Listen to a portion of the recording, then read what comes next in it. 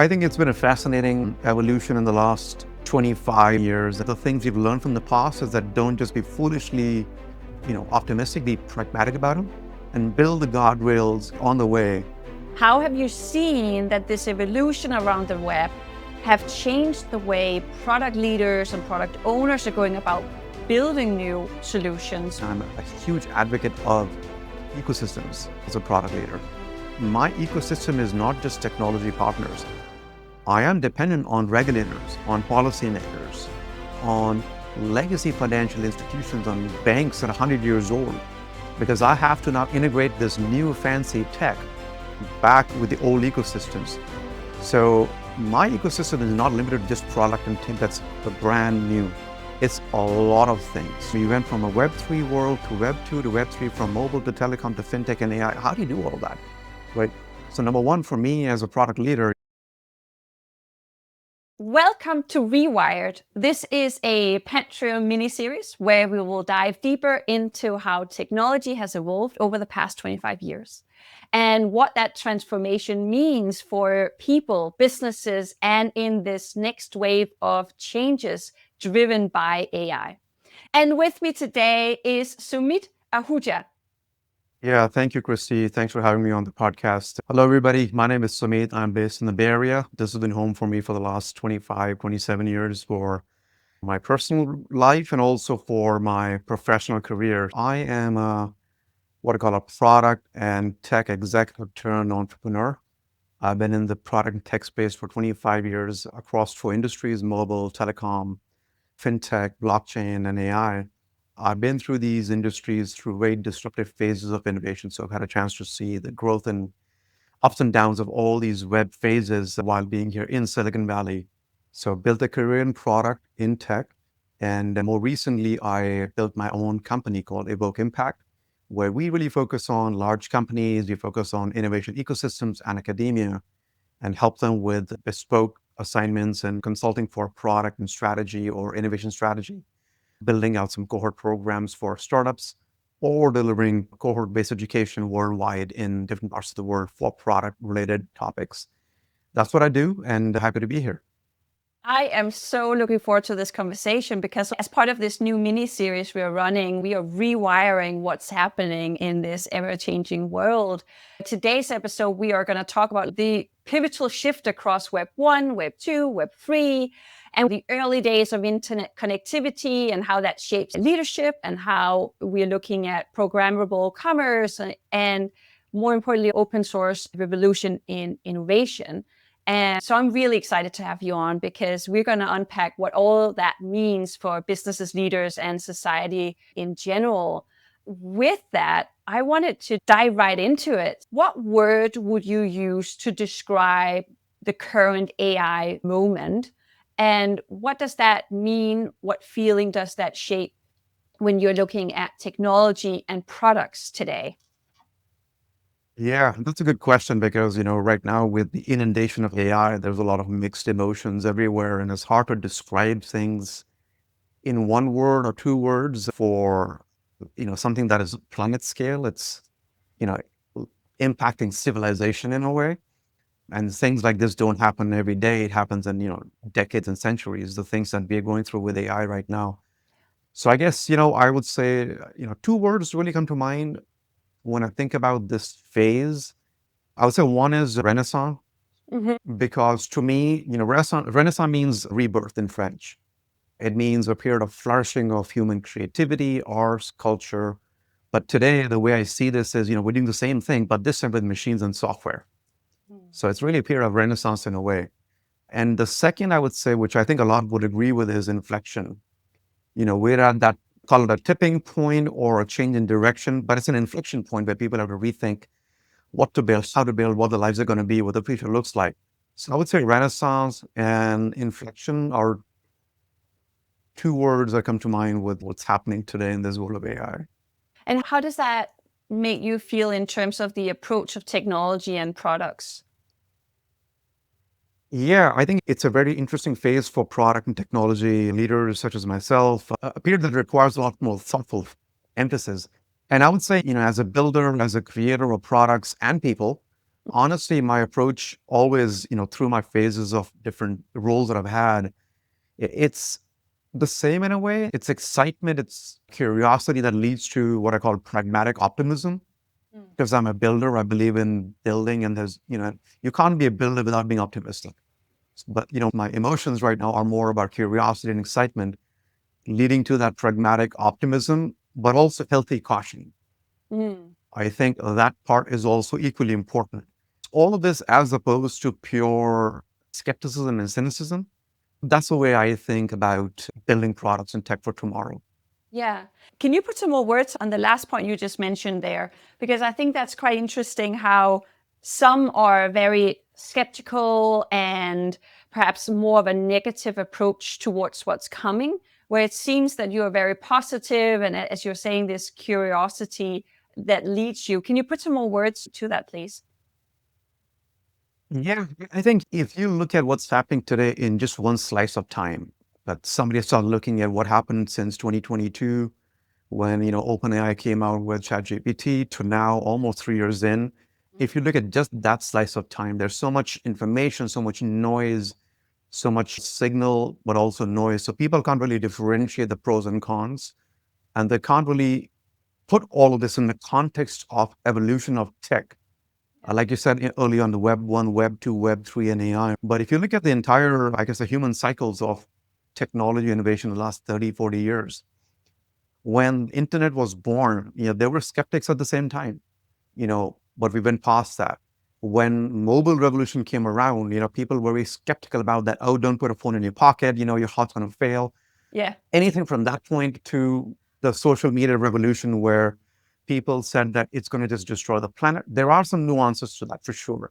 So I think if you look at this holistically, we are in a very early phase with AI. What's coming to the fore is what we're reading in a very small microcosm of what is being fed in our social media feed, news feed. But if you think broadly as a technology, what this can do for us is amazing. It's great, right? But again, yes, like anything else, the things we've learned from the past is that don't just be foolishly, optimistic, be pragmatic about them and build the guardrails in the way, on the way. And I think with AI, that aspect of being more cautious, more pragmatic, building the guardrails has become a little bit more important. So that's the way I see it. But I do understand, there is that skepticism. I get it. But my job as a builder is to build for the future, for prosperity. But of course, there'll be steps along the way to make it a healthier technology. And with what you just said there with guardrails, we're touching about that a little bit later. But before we get to that, just to double click on what you talked about also in terms of this evolution of tech, right? So if we look back on the past, when we are looking at Web 1 and Web 2, and we're looking at this or overall connectivity in the early days of the web and how that also with both the connectivity, but also communication impacted people, as you alluded to, but also how we do business today. How do you see the fundamental changes over time as we move from Web 1 and into Web Mhm. 2? And perhaps explain this to also the folks that might not be overly familiar with Web 1 or Web 2 and what it actually even means. Yeah, I think it's been a fascinating evolution in the last 25 years. And, that's a pretty short time if you think about it for going from one revolution to another. We've had three in Yes. 25 years. And now AI add to that, which is why this really just excites me, right? So think of Web 1 as a very basic phase where we made information available to people on a screen, right? You really could not interact much with it except read it, consume it, print it. That was the early days of the internet. And then you move it, that was around like 2000-ish, early 2000s, when the internet was really born. The internet was really born back in the 70s and 80s, when it became real and then in the hands of people was 2000s, when you could read something on the internet. Hmm. Companies came around, they were publishing things, but then you reach 2000, I would say like, the early 2000s when companies like Yahoo were being born. Google was becoming more prominent. Meta today was being, more prominent. And this is the time when Web 2 came around, meaning that you had information, but you could do something with it. Yeah. You could consume it. You could also, right into a platform. So this is when social media was born. This is where, we were able to consume data, you upload things, download things, publish things. So this is a period when all of the typical dot-com companies were really, really being more available at your fingertips to interact with the web. And then you fast forward all of that to what's called Web3, which is where we are today. And Web3 is essentially the integration of anything from like blockchain, which is part of it, crypto is part of that.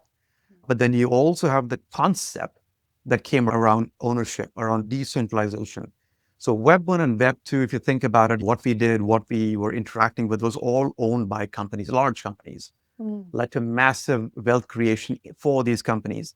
But that mindset of who owns what, what's my identity, how do I interact with my environment, whether it's owning a fraction of a piece of art, property, the whole idea of not being centralized with companies, what they call DeFi, is decentralized finance. So all of these concepts came around in the last few years in the Web3 umbrella. And that's where we are today. AI is not essentially a part of Web3 per se by definition, but it happens to be an underlying technology that runs across the board. Yeah. AI wasn't born yesterday. AI has been around for a very long time. It's just that it's become more prominent and more consumable now. So that's really Web 1, Web 2, and Web 3, the way it's evolved. There are Yeah. many ways to describe this technically, but that's in general the way it's panned out. I hope that Yeah. helps. Yeah, it does. And one thing I wanted to hear from you is also, how have you seen that this evolution around the web have changed the way product leaders and product owners are going about building new solutions? Because as more opportunities arise and the way we engage with the web and the way we can consume and also engage and participate, I suppose that will also have a fundamental role in the way we go about building products. Can you tell me a bit Yeah. more about that? No, absolutely. You can't be static in the way you think about products and technology and how you build them and the impact it's going to have on the end user, the end customer. So I think the big changes I would say that I have seen over the last, I guess, three generations of Web 1, Web 2, Web 3, and AI right now is number one, which I firmly believe in and I'm a huge advocate of, is ecosystems. Mhm. If you think about it, if you rewind to many, many years ago, it's not that ecosystems were not there, but companies were running on their own primarily, right? We will build ourselves, we will market ourselves, we will scale ourselves, we will enter new markets ourselves. But if you think about what's been happening since the last 25, 28 years, is the dependence on ecosystems. And that's a must, in my opinion. So as a product leader, what I really care about is delivering value. It's really about solving a problem. But with that is the need for me to do all of this with speed and scale, Mm. right? My need is to bring in the best of breed ideas and not just be a one-man shop or one company alone trying to solve big, what I call planet scale problems. What that really means is I have to be interdependent. I have to be collaborative. There has to be the notion of collaboration or co-innovation. There's many words for all of this, right? Yeah. But essentially what it means is that you're depending on ecosystems. So that's really, really critical. And as you build even AI products or Web3 product, it's critical. If you think about FinTech, where I come from for the last 12 years, you take any company, right? They are obviously dependent on the partners and vendors, but they're tapping into growth outside of the region where they are situated, right? A lot of innovation in open source protocols, in connectivity, in mobile commerce, in all of these technologies is happening outside of the core innovation capitals of Silicon Valley, Europe, and so on. And more importantly, again, with the example of FinTech, my ecosystem is not just technology partners. I am dependent on regulators, on policymakers, right? I am dependent on legacy financial institutions, on banks that are 100 years old, because I have to now integrate this new fancy tech back with the old ecosystems. So my ecosystem is not limited to just product and tech that's brand new. It's a lot of things, right? So that's one big thing I have to think about as a product leader. The second big thing that's become very, very important for me as a product leader in FinTech, in Web3, in AI. And as technology becomes more and more available and simpler to use, is the rise of what we call GRC. It's governance, it's risk management, and it's compliance. Mm. So if you're operating in FinTech or in any regulated space, to be honest, and now also in AI, right? You have to think about cybersecurity. You have to think about, anti-money laundering, AML. You have to think about what your product is going to do in terms of habituation, what's the environmental aspects of it, social and ethical considerations, especially with AI. So you've got to build these, again, going back to the checks and balances and guardrails, right? The term is GRC, governance, risk management, compliance, but Mm. it's expensive. So when I build a product, I'm not just thinking about the product and tech. I'm also thinking about how to govern this thing, how to manage the risk, how to comply. And I would say the last thing is, what I mentioned earlier is you just can't build a technology today or a product and not think about integrations with other products and services. Today, no Mm. product lives alone, right? There was this whole notion of services oriented architecture back in 2000, 2010. And really, what it means is that you need to be API first. You need the connectivity. Now, today, that's become agent to agent connectivity. Mm. And the whole notion of what they call MCP, the model context parameters for agentic AI and agents to be able to talk to external resources. Yeah. So as you build, you need to be thinking about these integrations as well. So I think those are the things that I'm thinking about as a product person as I build new products. Those things are, I think, critical. And I get a little bit of a flashback because, I'm a old CMO, right? And in the world of CMOs, chief marketing officers, you'll be like, oh, we're wearing so many hats. We are doing so many things across the organization. But to what you just said also with what a product leader need to do, it's the same evolution that have happened. You need to be aware of risk, compliance, legal. You need to be able to understand what Absolutely. what's happening in different regions. How is that, what's restricting me in Europe versus in the US and so on, right? So would you say Absolutely. also that what a product leader needs to do and be aware of as a skill set today and even more in the future are gonna continue evolving, and therefore it's so important for those that are more senior and have been through web 1 web 2 really need to upskill themselves because otherwise they're outdated. One of the things that I make it an imperative for myself is just a self-development, self-learning. It's critical. I can't be static. By the nature of tech and product, and especially when you live in Silicon Valley like I do, you can't stand still. One of the things that I remember former PayPal CEO Dan Schulman always said is that standing still is waiting to be hit, right? And That's so that is true so though. true. And it Yeah. becomes even more so true today. So for me, we went from a Web3 world to Web2 to Web3, from mobile to telecom to fintech and AI. How do you do all that, right?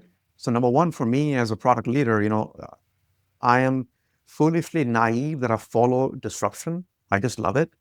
But that's where I thrive. Yeah. But it's work, outside of leading a team, building a product, writing documents, or building prototypes, testing prototypes. I have to educate myself. Yeah. The velocity and volume of change and information is unprecedented.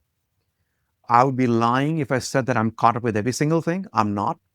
But to the extent that I can, I do keep up. But this is also important where you hire the best folks, number one. And number two, you use technology like AI to help you filter through noise and signals and information to be faster, right? Yeah. So, and the other aspect that's become even more critical today is the world is becoming very, what I call, nationalistic in many ways, Mm-hmm. which means that you can't say that I'm going to build for the US and launch worldwide, or I'm going to build for Europe and launch worldwide. So you need to be aware of the sentiment and the policies and the consumption and the adoption patterns of different regions and build hyper local products. Yeah. But that means that you, as a CMO or as a CPO for me, need to be completely aware and in the know. So, yeah, the burden is on us to be caught up for sure. Yeah. And I wanted to take that conversation because we're leaning into it now. I wanted to talk about the present in terms of Web3 and in terms of also this concept of AI, right? I wanted to kind of take a moment on rewiring the internet in a way, because the way we sell, the way we pay, the way we build value has fundamentally changed. And I wanted to ask you a little bit more about how commerce has evolved over the time, and especially also, looking at platforms like eBay and PayPal, where yourself have been at, to today's embedded finance ecosystem. How have you seen that evolving, and what do you expect to happen from here on? Yeah, I think there certainly has been a lot of change in the last 25, 30 years. If you think about it, when PayPal was born about 28, almost 30 years ago, all the way through now, a lot has changed. And I think the biggest change is, we can talk about those all day long. I just get super excited. But I think you've gone from solo systems that were not interoperable. There were apps on their own, whether it was PayPal back in the day, whether it was just Facebook on its own back in the day. These are all solo systems not talking to anything or anybody else. Yeah. What has changed dramatically in the last few years is that we've gone from a world of standalone systems to connected systems, Mm. to apps talking to each other. This is also going back to what I was saying, that with the advent of APIs and the whole platform and systems architecture, where you allow information sharing, data sharing, integrations back and forth, that has led to the proliferation and a higher adoption of technology. If I was to say, hey, Christie, here's an app, let's say PayPal, for example, you have it, I have it, and you and I can just communicate and exchange money, and that is it, right? It is meaningless. But Mm. think about it today. It is embedded in thousands of apps, in thousands of payment flows, in thousands of consumer flows and applications. And similarly to today, right? You can log into any site today with Facebook Connect or with your Google credentials or with your Apple credentials and so on. So I think the commerce has evolved as well in the same way, that where you don't have to think twice about taking an action or buying something or selling something or sending a payments invoice or billing and so on. It is all interconnected, right? Google, you think about it, search, ads, AI, but guess what? They're a payments company as well, right? Think about Apple, Apple Wallet, they are absolutely giving a run for the money to big companies like PayPal. So Apple does not come across as a fintech company, but it absolutely is, Mm. right? Similarly for Starbucks. Starbucks, people don't think about it, but Starbucks was the one who came up with this whole idea of wallets holding cash and so on, right? So Starbucks, in a way, is a fintech company. Yeah. Airbnb, all companies, Amazon, they all have payments teams. So commerce has evolved over the years from being just disconnected to being super embedded, super connected in every single thing that you do. So that's the way I see it. And in terms of the future, I don't think it'll just keep evolving and getting better and more seamless in terms of identity management, or how do you authenticate, going from typing to literally just being intent based, using agentic platforms to conduct commerce for you, where you're not doing the actual action. Yes. All you're saying is, hey, I'm thinking about this, but then the whole agentic AI kicks in and gets embedded into your commerce flows. So it's already happening, but that's the way I see it progressing. And I think it's actually really interesting because, as you point out, in terms of the ecosystem, right? And being interconnected and having this connection end to end with a customer and show up wherever they need in terms of commerce, wherever they need to do something with their money, whether that's sending it to a friend or buying for goods. It makes me think of this conversation, at least in Europe. Mhm. There was a big conversation of, oh, will the super app ever come to Europe? As we have seen in Asia. Do Yeah. you think that when we're looking at ecosystems, do you see that the super apps may actually become a thing in the future? And also just more broadly as well, where organizations will try to create a universe and an ecosystem whereby, almost like what Apple have done with all their devices, where you will never actually really leave that universe of whatever brand is behind it, or a company, or whatever Yeah. system that's behind it, right? That's a really profound question, and it's something that's come up in my entire career, honestly, since I was back at AT&T to Yeah. PayPal to others. And I think the answer is that there's no one single format or mode that's going to exist. Mm. In developed economies like the US, Western Europe primarily, there is a huge set of incumbent businesses and companies that have a lot at stake. And fortunately for them, they're so embedded, or they are just not going to be able to, or would not want to just get rolled into a super app. So you've got companies here in the US. So even PayPal, for example, right? They Yeah. did go down that path of being a super app. They'd make the announcements in public and to the market that we will be a super app. But they've kind of pulled back from that a little bit, gone forward with it, pulled back, gone forward. Okay. It's never really materialized. So there's one is obviously from a technology standpoint, I think it's easy to do for number one. But from a business standpoint, to be able to roll in, let's say, commerce, utility payments, sports and betting and groceries and ride sharing and banking and personal identity management. All of those things are extremely, there are industries here that really are standalone, that run on their own with their own apps, with their own businesses, and want to maintain that on their own, whether it's experience, whether it's owning the data, whether it's technology, and so on. Mm. So it becomes hard over here because the businesses are multi-billion dollar business running on their own. Yeah. And this is a capitalistic society where companies can make their own decisions, right? But then you move into places where, like in Asia, where it's digital first. It Mm. is absolutely digital first.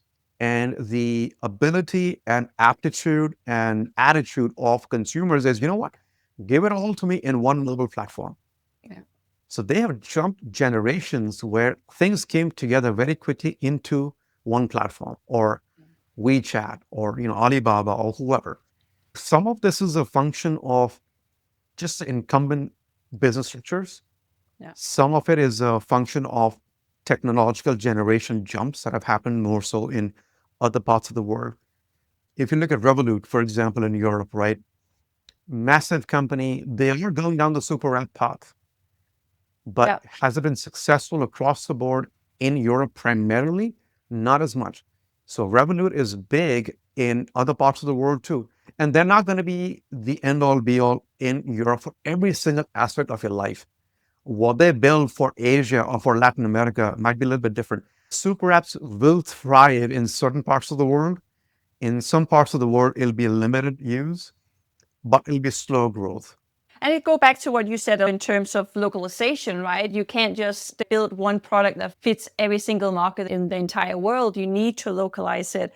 One thing that I wanted to move us on to is this concept of the programmable changes on building a product and creating value and with the infrastructure.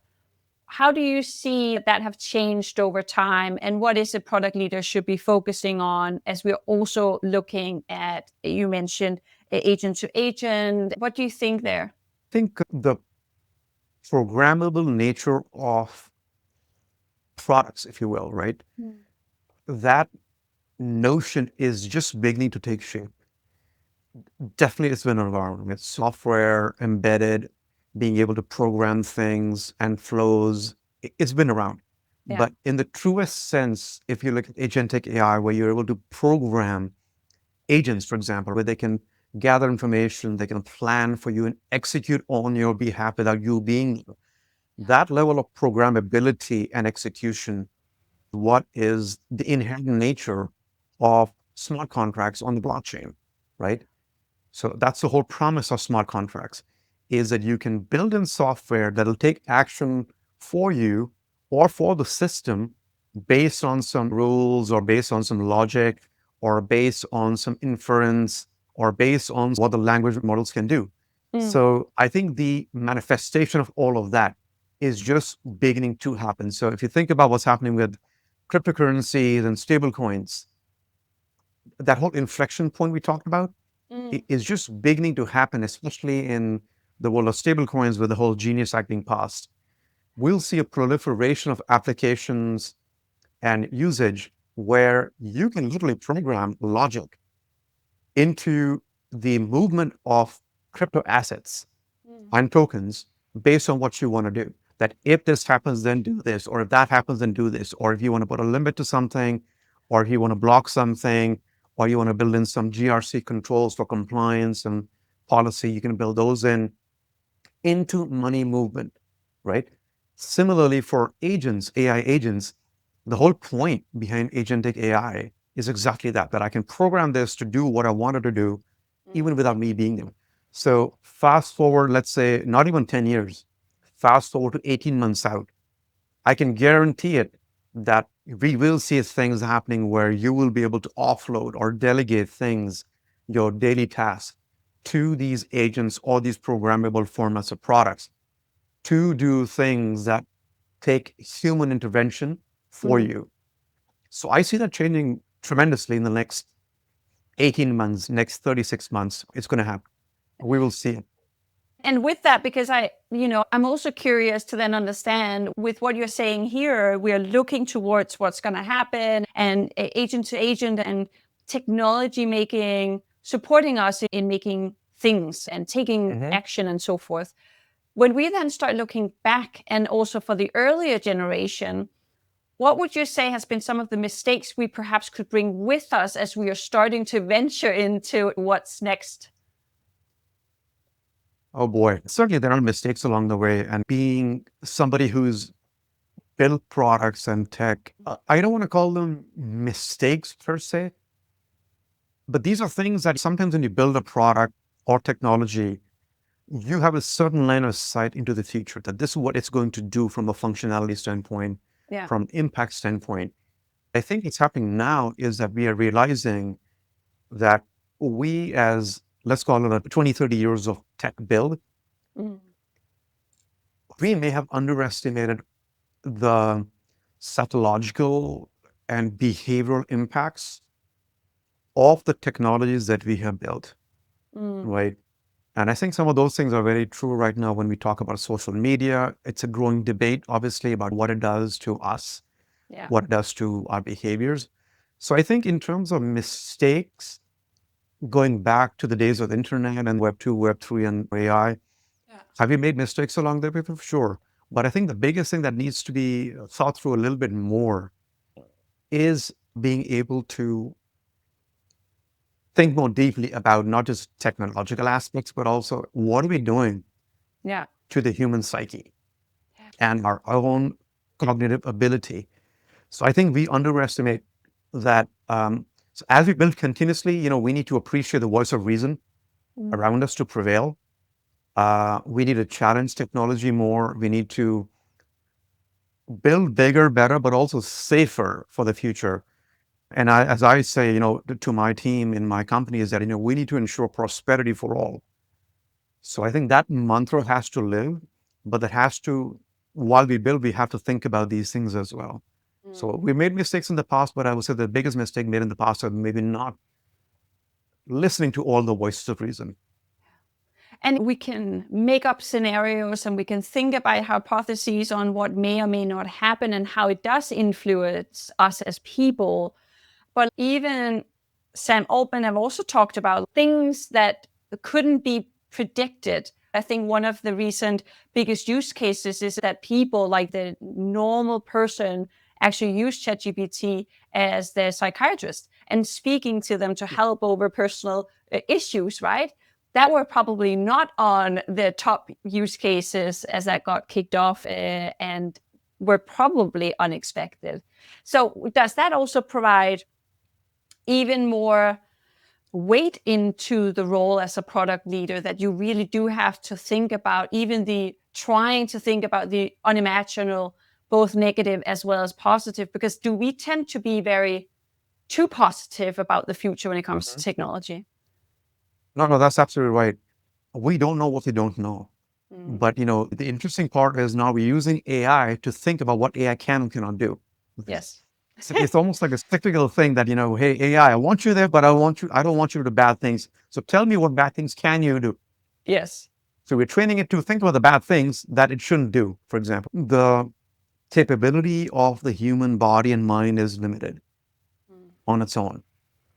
which is why I feel that as advanced as we are and as advanced as we can be in using and building AI, it is becoming even more important to do two things. Number one, to keep, maintain, increase, and enhance the human to human connection. I can't think of every single scenario on my own. I will lean on AI for sure, but guess what? I need a Christie as a CMO to think about it with me. So I think you, as a product leader or as anybody building tech, you have to understand it is more and more imperative that you have strong, independent, cognitively able thinkers with you, number one. Number two, I think, is that we are building systems and technologies and products right now to do certain things, to take action on certain parameters and so on the positive scenarios. But a lot of the software being written today, a lot of the work being done in building the models is the optimistic side to get something done. But these technologies are not being built enough with edge cases in mind, with the disaster scenarios in mind, right? So we have to start building those. So maybe it's a negative Nancy case where you're being the one who's always saying, no, no, no, no, no. But guess what? I need someone like that, Yeah. along with the optimist, to build that into my AI, right? So the need for human to human connection and shared cognitive abilities is more so needed than ever. At the same time, building in more of the non-positive or the negative scenarios into your products is becoming more and more. And that means that I need to bring in a philosopher into my team. It means I need to bring a marketer into my team. I need to bring a nonprofit person to my team. It's the whole angle of diverse cognitive abilities. I can do it all. In general, that understanding stakeholder management, understanding cross collaboration, like true collaboration, is going to be really fundamental to bring all those different mindsets and nuances into discussions as we're building new products. And with that, I wanted to move us on to the next point in terms of with openness and decentralization and these new rules around innovation, as we have touched upon a little bit. I wanted to hear your thoughts about open source models and what you think enterprises should consider when they are determining their approach on building new products. Yeah, I think that's a tricky one because the way I've seen open source evolve in the last many, many years, it's almost like a cyclical thing, number one. And number two, when we think about open source models and open source software, it typically is the connotation is that it's, oh, for some altruistic mission, or it's a bunch of developers who want to do something that's really good for the planet, for the world, and so on. And that's how it really began. Today we have a lot of open source work being done, obviously, in the Web3 space. So there's a lot of value to being open source. Software development would not be where it is today had it not been for Linux, right? Pure open source protocol for software. So we owe a lot of gratitude to the open source ecosystems, software development, to bring us where we are today. A lot of value in that. Similarly, if you look at Web3, a huge chunk of protocols for the blockchain and smart contracts and Web3 is open source. Companies in the Web3 space today, even today, are building software and just putting it out there as open source. So there's a lot of value to that because it drives innovation, it drives speed, it allows you to hedge risks, and it also leads you to faster convergence to real value with open source, right? But then the other side of this, obviously, is the business side of it, right? Should I just be building a company that's purely open source? Now look at Apple, like look at $3 trillion company, completely a walled garden. And you asked this earlier, Christy, should I build a company or product or whatever that I just live in that playpen and that's where I live, right? Apple's done a fantastic job of that using ecosystems, right? So did open source work for them very well? They probably use open source a lot, but they're essentially a non-open source company, right? If you look at what Meta was doing with Llama, their large language models, it started off as being open source. It accelerated the development of AI across the world. It accelerated the development of copycat products from different parts of the world that use meta models to build better models. And I won't get into the whole political aspect, but it led to innovation. And now the business kicks in, and where Meta is saying, you know what, we are going to be non-open source for Llama. So they've gone from the open source philosophy and now to not being open source. So open source to me is, yes, there's that whole notion of being good, world prosperity, to the business side. I see this as a cycle. I see this also as a business decision. I don't think we'll always see open source models, period. We'll see a combination of open source and business being balanced with it, as long as you are able to manage the whole governance aspect of it and the GRC aspect. And before enterprises go down this path of just being open source or being purely non-open source, you got to balance out what you really want to accomplish from a technology standpoint and a business standpoint. So it's kind of a yin and yang situation. And we talked just as we kicked off our conversation about guardrails. In this context of AI and open innovation and openness, where do you see guardrails are a necessity in the future? I think guardrails, the most obvious things are managing people's personal information. It is cybersecurity. It is the ability to keep bad elements out from financial systems, the whole AML ideas or rules. But I think the guardrails that are absolutely becoming more and more critical is around morals, ethics, code, excessive habituation and dependence on systems and products and apps, Yeah. which is causing us to lose our attention span, our human cognitive ability, our intentions are not to communicate with people anymore, but more so to communicate with machines. Like you said, my personal psychiatrist is an agent, right? So it's hard for me to pass good and bad, yes or no judgment, but everything is subjective. But as long as you have systems and products built with these guardrails, now to what extent you turn them on or off, to what extent they are extensive or not extensive, in what situations are they more relevant culturally or not, those things matter. What may be acceptable here in the US may not be acceptable back in Asia. What is acceptable in Europe may not be acceptable in Latin America, or and vice versa, right? Yeah. So I think, but the point is, you've got to have these things built. So I see this as becoming almost a function and role in itself, where people will be required to do this. And this might become a new profession, I guess, where people are challenging systems. One thing I thought about as you were talking as well, we talk a lot about like what's there to be built and what's possible. So from almost from fresh ground up, some of these bigger organizations who may not be as agile and or perhaps what's becoming a bit of a dirty word in the industry, but like legacy systems and infrastructure, how do they stay innovative and stay on the curve of innovation? Yeah. If you really look at the entire world economy and the number of businesses, big and small, the world GDP, right? I don't know, whatever trillions of dollars it is, right? In that, the majority, the biggest chunk of that is still legacy businesses. It is still legacy systems. You and I as technology people, we think about NVIDIA, we think about Apple, we think about Revolut, we think about these big tech companies, right? And they're massive. They're massive, massive, massive. And they are multi-trillion dollar companies and businesses. But majority of the world and majority of the world geographically and business-wise is still not transformed technologically. Yeah. So I think what we're going to see is that with the advent of, this whole AI and Web3, yes, they're going to transform products and services and applications and our lifestyles. But the biggest use of all of this is first, it is going to be to do all of these things, but then also transform the old school stuff, the legacy stuff. So, and what I mean by that is the biggest value of these technologies is not going to come from the next revolutionary product that's going to cause teleportation, right?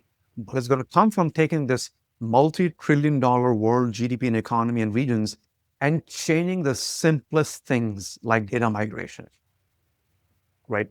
Connection to the system, invoicing, payments, billing, stuff like that, which is Yeah. so basic.